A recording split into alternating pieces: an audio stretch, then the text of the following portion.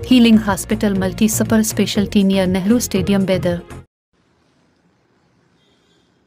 आदाब, नमस्कार, सत श्री अकाल, वेरी गुड इवनिंग। एक बार फिर मैं आपके बीच में हाजिर हुआ हूँ कुछ अहम बातें करने के लिए, कुछ मुद्दों से आपको आगाह करवाने के लिए। किसी ने खूब कहा है कि लोगों के खुद के ज़मीर है बिके हुए, लोगों के खुद के ज़मीर है बिके हुए, वो चले हैं मेरे किरदार पर उंगलियां उठाने। समझा? नहीं समझा है तो मैं दोबारा आपके लिए कहना चाहता हूं, लोगों के खुद के ज़मीर है बिके हुए, वो चले हैं मेरे किरदार पर उंगलियां उठाने के लिए। दोस्तों, एक बड़ा भव्य मोर्चा निकाला जा रहा है इम्तियाज जलील के विरोध में। विरोध इसलिए कि इम्तियाज जलील जातिवादी है। इसलिए इम्तियाज जलील का विरोध करने के लिए कुछ संगठन, कुछ लोग इकट्ठा हुए और वो लोग ये मोर्चा निकाल रहे हैं। मेरी शुभकामनाएं हैं उन्हें। जब कोई मुझे जातिवादी कहता है तो मुझे ऐसा लगता है कि कोई मुझे गाली दे रहा है करके, क्योंकि इम्तियाज जलील 24 साल पत्रकारिता किया, 10 साल राजनीति में रहा, 5 साल इसी शहर का आमदार रहा, 5 साल इसी जिले का खासदार रहा।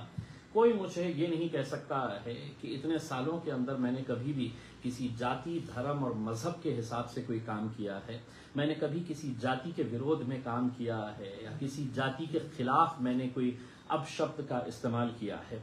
मैं अचानक जातिवादी कैसे हो गया है, क्या कहानी है इसके पीछे, अगर आप समझना चाहेंगे तो आप, अभी तक तो खैर पूरा शहर क्या पूरा महाराष्ट्र समझ चुका है कि इम्तियाज जलील को अचानक जातिवादी कैसा बना दिया गया है।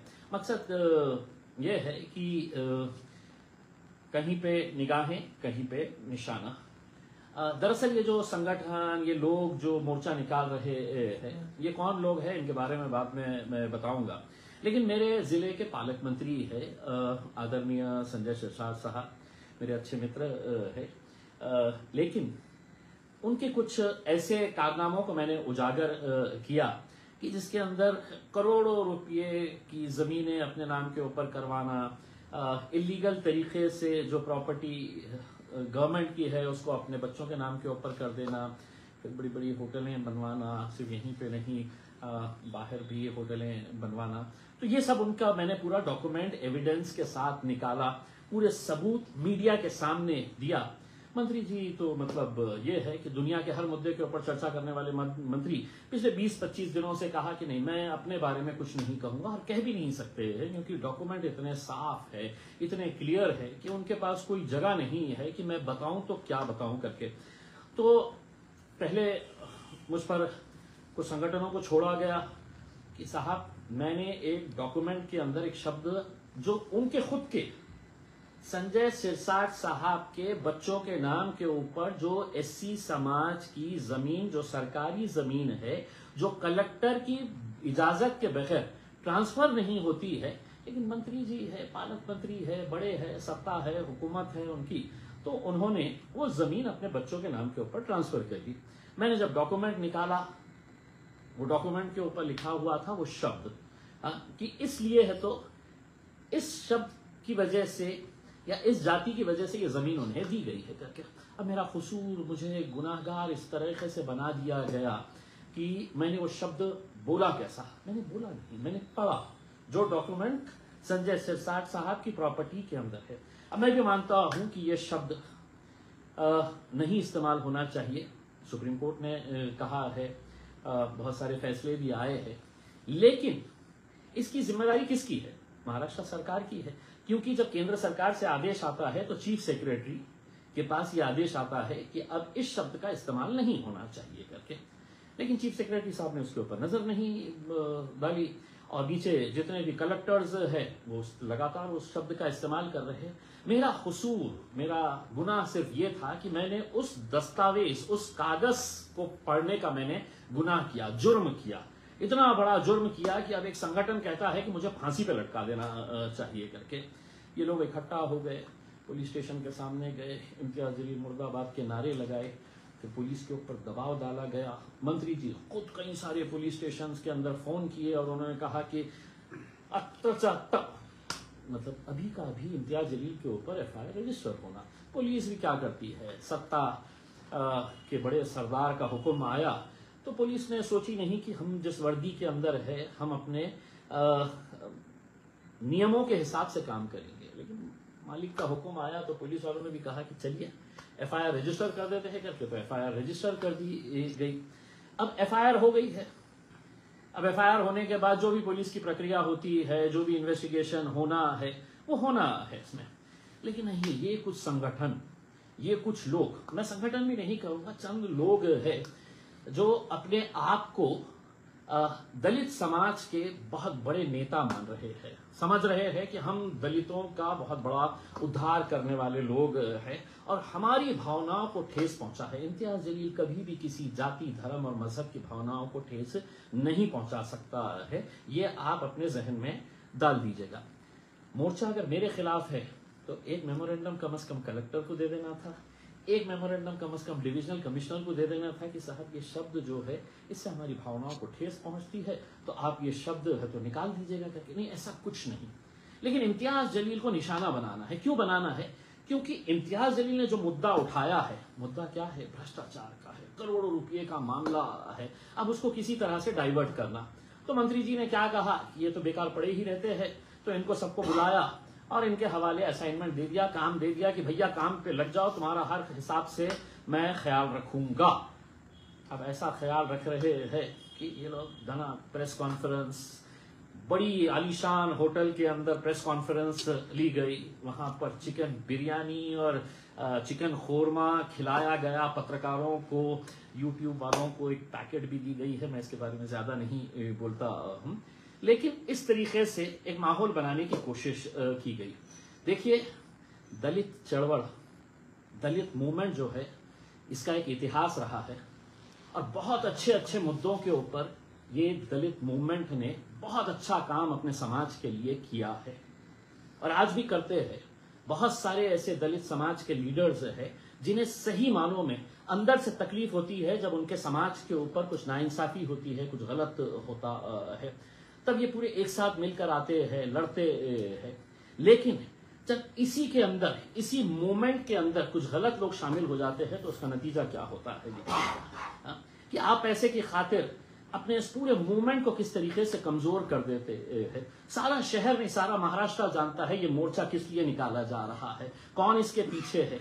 वरना ये बताइए, ये मूवमेंट का जो नेतृत्व करने वाले, अपने आप को दलितों के बहुत बड़े नेता कहने वाले लोग हैं, इतना पैसा आ कहां से रहा है कि जो शहर के बड़े बड़े होर्डिंग्स के ऊपर इम्तियाज जलील का नाम लिखा गया है, पूरे शहर के अंदर पूरे होर्डिंग्स लगाए गए हैं कि 23 तारीख को आना है, हमारी भावना को ठेस पहुंचा है करके।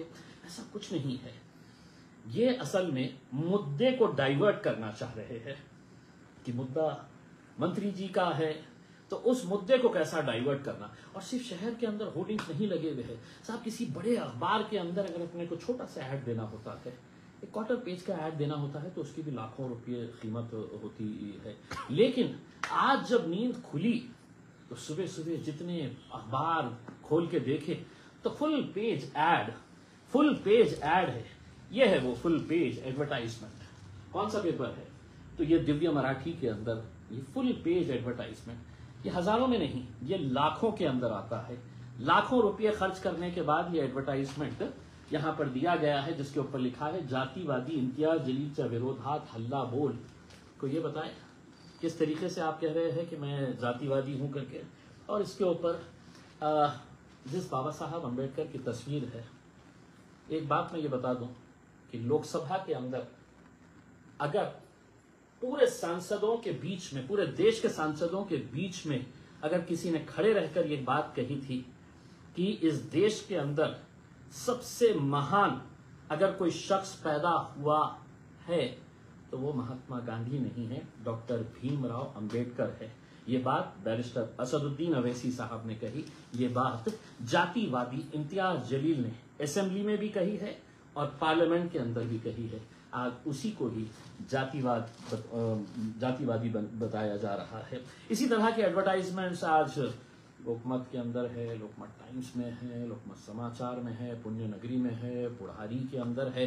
हद तो ये हो गई है कि 2 उर्दू अखबार है, दोनों उर्दू अखबार के अंदर भी फ्रंट पेज के ऊपर पूरा फुल पेज एडवर्टाइजमेंट दिया गया है कि मोर्चे में आ जाओ, हमारी भावनाओं को ठेस पहुंचा है करके।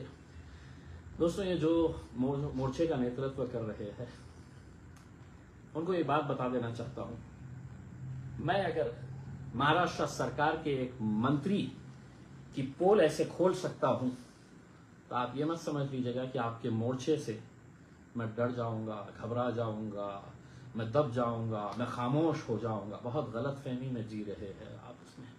आपके मोर्चे ने मुझे और ऊर्जा दी है और ताकत दी है। और अब मेरा अगला जो भ्रष्टाचार का जो मामला सामने आने वाला है, शायद आप चौंक जाएंगे। यकीन मानिएगा, इतने सबूत इकट्ठा किया हूं। रमाई अंबेडकर कौन थी, जानते हैं आप? अलबदर टूरिस्ट एंड ट्रेवल्स बेदर हज एंड उमरा सर्विसेज हरम मक्का और हरम मदीना के नजदीक रहाइश और हैदराबादी खाना के साथ बेहतरीन पैकेजेस। रमाई घरकुल योजना जो गरीब बुद्धिस्ट समाज के लोगों के लिए, गरीबों के लिए घर बनाने की एक स्कीम है, बहुत अच्छी स्कीम है। कि ये घरकुल की स्कीम अचानक क्यों गरीबों तक नहीं पहुंच पा रही है? क्या कभी आपने सोचा है? मैं आपको ये बताना चाहता हूं, ये वही मंडली है, ये वही लोग हैं जो आज अपने एक मंत्री को बचाने के लिए आगे आए हैं। ये अलग बात है कि इनके अपने अपने फाइलें अटके पड़े हुए हैं, इसलिए भी ये लगे हुए हैं कि साहब मंत्री जी को खुश करेंगे तो 7 करोड़ की फाइल के ऊपर अपनी सिग्नेचर हो जाएगी करके उसमें। लेकिन रमाई घरकुल के बारे में आपको ये बता दूं, 30 करोड़ रुपए का फंड महानगर पालिका के अंदर आया हुआ है। 30 करोड़ रुपए। कितने हजारों ऐसे बुद्धिस्ट समाज के, गरीब एससी समाज के जो लोग हैं, उनके घर का सपना इससे पूरा हो सकता है। लेकिन होगा नहीं। क्यों नहीं होगा? क्योंकि यही वो लोग हैं जिन्होंने बोगस फाइल्स तैयार किए हैं, डुप्लीकेट डॉक्यूमेंट्स तैयार करके ये किए हैं। अब आप मेरी तरफ से एक बात सुन लीजिएगा, अगर मैं संजय सिरसाट के खिलाफ इतनी ताकत के साथ जा सकता हूं तो तुम्हारे खिलाफ कितनी ताकत से जा सकता हूं तुम शायद सपने में भी नहीं सोच सकते हैं उसमें। अगर तुम किसी गरीब बुद्धिस्ट समाज के घर के पैसे तुम अपने जेब में लेंगे, रैकेट बना लिया गया है। मैं म्युनिसिपल कमिश्नर से यह अनुरोध करना चाहूंगा कि साहब, अगर मैंने संजय सिरसाट के खिलाफ सीबीआई में और director general anti corruption bureau के अंदर जाके पूरे दस्तावेज देकर आया हूं, यही डॉक्यूमेंट्स रमाई अंबेडकर के मैं सीबीआई ऑफिस के अंदर जाकर पूरे सबमिट करूंगा। मैं बड़ी बड़ी इंक्वायरी इसके ऊपर लगाऊंगा, क्योंकि ये गरीब बुद्धिस्ट समाज के घर है करके 2.5 लाख रुपए मिलता है। मालूम है क्या करते हैं? लोगों से कहते हैं कि डॉक्यूमेंट्स दे दो, हम तुम्हारा घरकुल करवा के लेकर आएंगे। 2.5 लाख रुपये में से 1 लाख रुपया अपने जेब में रख लेते हैं। कुछ तो ऐसे है कि 1.5 लाख अपने जेब में रख लेते हैं और 1 लाख रुपये बेचारे वो लोगों को देते हैं। तो ये बहुत बड़ा मामला है, करोड़ों का मामला है। और यकीन मानिए, अगर इम्तियाज जलील अगर इसके पीछे पूरी ताकत के साथ पड़ा तो मैं आपको वादा करता हूं, आज मेरी जबान आप याद रख लीजिएगा कि आपको मैं जेल के पीछे भिजवा के रखूंगा। मैं अगर गरीब बुद्धिस्ट लोगों के जमीनों के ऊपर, उनके घरों के ऊपर तुम नजर डाले हुए हैं और ये समझ रहे हैं कि हम समाज के बहुत बड़े लीडर हैं और हमारे को हमारे माई बाप का संरक्षण हासिल है, वो हमारे सर के ऊपर हाथ रखा है। अरे तुम्हारे माई बाप को मैंने नहीं गिना हूं तो तुम्हारे को क्या? तो तैयार रहना। ये संजय सिरसाट का मामला तो मैंने देख के आ गया हूं, अब वो इंक्वायरी जैसी भी होना है वो करेंगे। किसी ने मुझे बताया कि 1,000 रुपये के हिसाब से लिया गया है मंत्री जी से कि साहब ज्यादा लोगों को लाना है, लोग आने के लिए तैयार नहीं है क्योंकि उनको मालूम पड़ गया है कि इस मुद्दे के अंदर कोई जान नहीं है और हम आपको बचाने के लिए आ रहे हैं। तो कुछ जो लीडर्स है जिनके खुद के किरदार कैसे है, जिनके खुद के जिस्म के ऊपर कितने छींटे हैं बेईमानी के, वो आज जातिवाद का ठपका मुझ पर लगाकर ये मोर्चा ऑर्गेनाइज कर रहे हैं। मेरी पूरी शुभकामनाएं तुम्हारे साथ है, लेकिन बहुत जल्द आपको उसकी पूरी पोल भी खोलूंगा। जो लोग उस होटल के अंदर बैठ के मीडिया के सामने कह रहे थे कि हमारी भावनाओं के तुम्हारी ठेस कब पहुंचनी चाहिए, जब कलेक्टर ऑफिस के सामने एससी समाज के गरीब लोग पिछले 2 महीने से बारिश में धूप में बैठे हुए हैं, इनमें से एक भी नेता नहीं है जो वहां पर जाकर 10 मिनट उनको ये कह सके कि हम तुम्हारे साथ है करके। 2 महीने हो गए हैं। जब वो वहां पर बैठे हैं तो आपकी भावनाओं को ठेस नहीं पहुंचा है। आपकी भावनाओं को सिर्फ इम्तियाज जलील से ठेस पहुंचता है, सरकार से नहीं पहुंचता है। आज मुकुंदवाड़ी के अंदर गए थे कोई, अपने आप को कृति समिति बताने वालों, आप मोर्चे की जो तैयारी कर रहे हैं, लेकिन ऐसे कितने दलित समाज के, बुद्धिस्ट समाज के, मुसलमान, हिंदू भाई हमारे, उनके घरों को बेघर किया गया है पूरा गैर कानूनी तरीके से, गुंडागिरी करके। कि एक नेता ने, जिनके तलवे आप चाट रहे हैं, वो नेता फोन करके कहता है कि पूरे के पूरे गिरा दो लोग घर, और प्रशासन, पुलिस पूरी हरकत में आके पूरे गिरा देते हैं। तब आपकी भावनाओं को ठेस नहीं पहुंचता है। कभी विद्यापीठ गए हैं आप? डॉक्टर बाबा साहब अंबेडकर मराठवाड़ा विद्यापीठ, जिस विश्वविद्यालय को डॉक्टर बाबा साहब अंबेडकर जी का नाम दिया गया है, वहां पर जाकर कभी देखे हैं कि हमारे ऐसी समाज के बच्चों को शिष्यवृत्ति, स्कॉलरशिप बराबर से मिल रही है या नहीं मिल रही है करके? कैसे वो लोग फीस भरने के लिए सरकार उनके पैसों को रोक दे रही है, स्कॉलरशिप्स नहीं दे रही है। तब आपकी भावनाओं को ठेस नहीं पहुंचती है, क्योंकि आपको सिर्फ अपने बारे में सोचना है।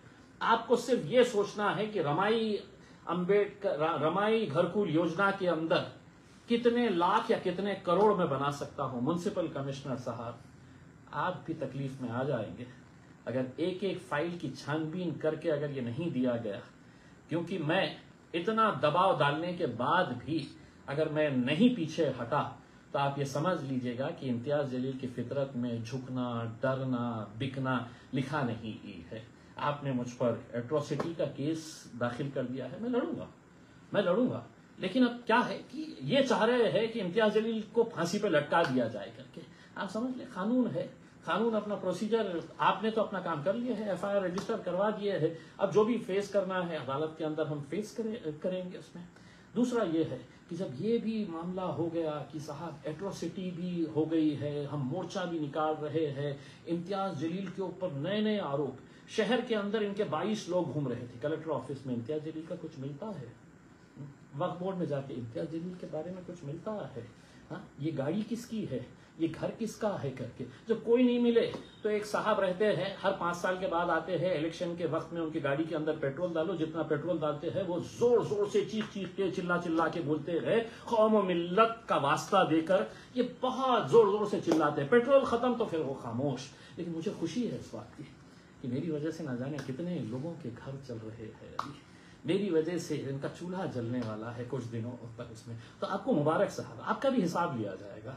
आप बिल्कुल ये फिक्र मत करिएगा कि आप आएंगे, कुछ यूट्यूब वालों को बुलाएंगे, मीडिया वालों को बुलाकर धीरे से पैकेट उनके हाथ में थमा डालेंगे। इसमें हिसाब तो आपका भी लिया जाएगा। और हाँ, मेरे बारे में जितना भी है, मैंने जैसा आपके जितने आका है ना, आपके आका के बारे में मैं जाके तो director general, anti corruption bureau, CBI headquarter, वहां पे जाके सब दे दिया हूं। तो आप ये मीडिया वालों के सामने क्यों अपना वक्त जाया कर रहे हैं? क्यों चीख के ये कह रहे हैं कि इम्तियाज जलील ऐसा है, इम्तियाज? आप भी डॉक्यूमेंट जमा करिए और ऐसा करिए कि आप आका के पास जाइए, 5,500-6 हज़ार रुपए का प्लेन का टिकट मिलता है, उनको बोलिए साहब प्लेन का टिकट जरा मेरे को दे दीजिएगा। T2 के ऊपर फ्लाइट जाती है, वहां पे उतरिएगा, वहां से तो टैक्सी ले लीजिएगा। बीकेसी के अंदर सीबीआई का ऑफिस है, बीकेसी में जाइए, वहां पे सीबीआई ऑफिस, अच्छा हुलिया बना के जाइए, वरना आपको बोलेंगे ये कौन आया है, अंदर आने देंगे नहीं देंगे पता नहीं है। अच्छा थोड़ा सा अच्छे तहजीब से जाइएगा उसमें, क्योंकि वहां पे ऐसा वैसा नहीं चलता है उसके अंदर। तो जो भी डॉक्यूमेंट्स है वो लेके जाके वहां पे दीजिएगा, या नहीं तो आपके पास एंटी करप्शन ब्यूरो है। एंटी करप्शन ब्यूरो का ऑफिस जो है वो वर्ली के अंदर है, वहां पे जाइए। टैक्सी के अगर पैसे लगेंगे, मंत्री जी नहीं दे रहे होंगे, मैं दे दूंगा, जाइए। मीडिया के सामने चिल्लाने से कुछ नहीं होने वाला है। Ideal public school English medium और हिफ्स अलकुरान नर्सरी से 10वीं क्लास तक दाखिले जारी है। सही मानों में अगर काम करने का है तो सही तरीके से काम करिएगा। अगर इम्तियाज जलील को फंसाने का तय ही कर लिए है तो सही तरीके से जाइए। ये यूट्यूब वालों को बुला के क्यों अपना वक्त ज़ाया कर रहे हैं? उसमें आधा घंटा चीख के मुझे डर लग रहा था कहीं हार्ट अटैक ना आ जाए करके, ब्लड प्रेशर ना बढ़ जाए करके। अपने आप को आराम से संयम से रखिएगा। मैं कैसा संयम से रख रहा हूँ, चारों तरफ से घिरा हुआ हूँ। अब तो ये हालत हो गई है कि मंत्री जी ने बोले है कि एट्रोसिटी हो गई है, लेकिन अब मानहानि का दावा भी करना है करके। तो उन्होंने कोर्ट के अंदर मानहानि का दावा, इम्तियाज जलील झूठा है, इम्तियाज जलील ने गलत आरोप लगाए हैं, मेरे क्लाइंट की छवि खराब हो गई है करके। ये मानहानि नहीं है, ये मानहानि नहीं कहते इसे, ये मनी हानि, मतलब जो पैसे की हानि हुई है ना, उसमें पैसे का जो नुकसान हुआ है, मनी हानि जो हुई है, ये सारी तकलीफ उसकी। अब आप कोर्ट में है तो एक डिफेमेशन सूट भी डाल दिए है, चलिए कोर्ट में भी लड़ लेंगे करके। लेकिन ये है एक बात, आप पूरे लोग जितने भी है कल जो आंदोलन में भी आने वाले हैं, उनको यह कहना चाहता हूं, आप जोरदार भाषण करिए, इम्तियाज जलील को गालियां दीजिए, पेपर को ऐड दे दीजिएगा, सब कुछ कर लीजिएगा। इम्तियाज जलील न डरेगा, न झुकेगा और न बिकेगा। धन्यवाद।